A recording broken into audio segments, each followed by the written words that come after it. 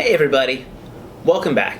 Today I thought I'd cover solving two-step equations, which are a lot similar to the one-step equations that we've been seeing with addition, subtraction, multiplication, division, but I thought we'd take it a step further with two steps. So let's take a look. We'll start with the review first.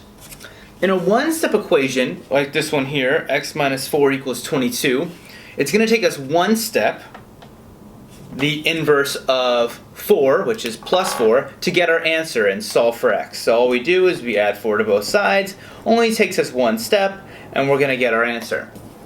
We apply the inverse, x is by itself, we have x equals 26. Pretty simple. So that's a one-step equation, where we did one thing, we did the inverse, and that's how we got our answer, and x is by itself on this left side over here. Now, let's look at this one. 2n plus 5 equals 13. This is a two-step equation. That means it's going to take us two steps to get n by itself, which is our goal, and n equals whatever is left on this side. But remember, we always want to keep our equation balanced by doing the golden rule. The same thing to one side that we do to the other. So, what's our first step? We always start in the same place. We always start with the constant or the number. We always start with the addition or subtraction inverse. We want to start away from the variable. We want to get rid of, in this case, the plus 5 first. Again, we always start with the addition or the subtraction first and work our way towards the coefficient and the variable. So, what's the inverse of plus 5? Well, minus 5. So, don't forget our golden rule. What we do to one side, we have to do to the other. So we take 5 away from both sides. Don't forget that. If you're going to do something to one side, do it to the other. And what we're left with is that 2n is still there. Now we have 2n equals 13 minus 5. 13 minus 5 is 8. If you're wondering where that 8 came from, it's that 13 minus 5 because we got rid of the 5 on this side. Now we're left with 2n equals 8. And now you're left with just a one step. So we have one step here, getting rid of the constant, and we have one step here, solving for n. To get n by itself, divide both sides by 2, just like we did before, and you're going to get n equals 4. So we use our inverse, same thing, our properties of equality and our inverses to solve it. We're doing two steps instead of one. The first inverse we always do is the addition or subtraction, then we do multiplication or division to get n by itself. It's like PEMDAS, but working backwards. So we'll do a few examples just so you kind of get the hang of it, and I'll walk you through each one. Alright. Drop my eraser there.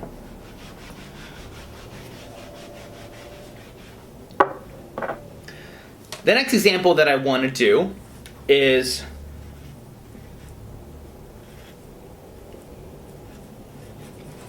3p minus 8 equals 19.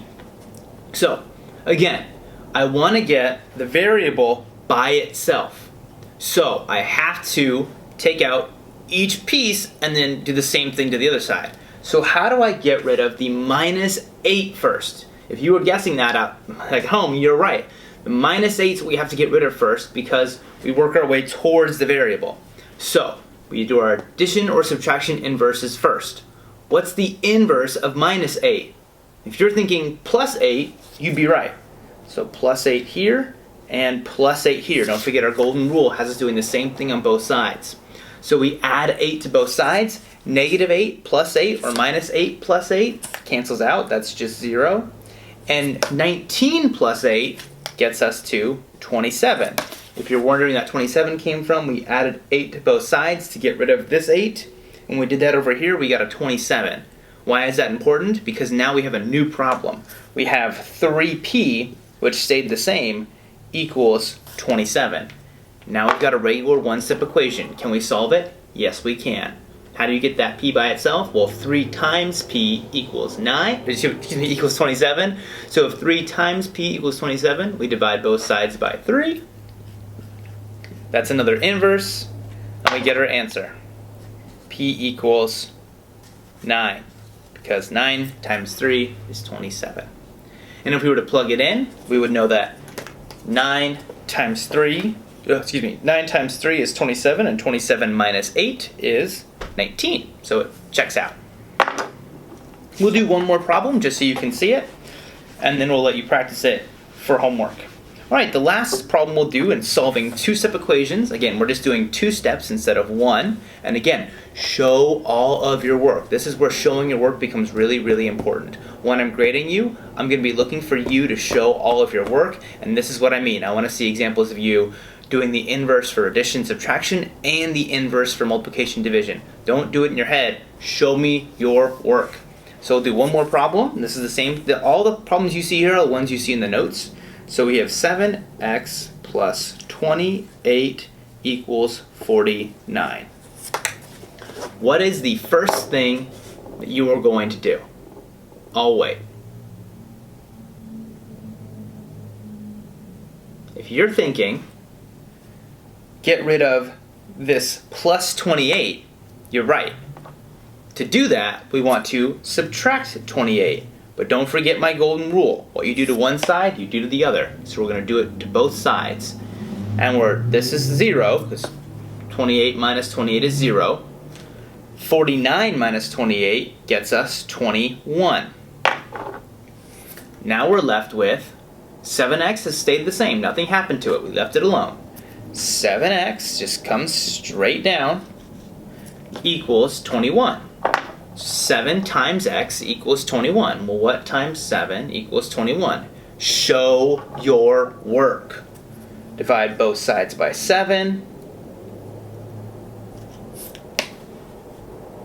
7x divided by 7, or 7 times x divided by 7 is just 1x, or x, so cancels out. So 1x, or 1 times x, is just x, because anything times itself is the same thing. Or anything times 1 is itself, excuse me. And 21 divided by 7 equals 3. Again, here's us doing step 1. Here's us doing step 2. This is a 2-step equation, and I want you to show all of your work when you do it. I'm going to give you a chance to practice on your own with some homework. All right? That's it for 2-step equations. We'll use that to get into functions soon.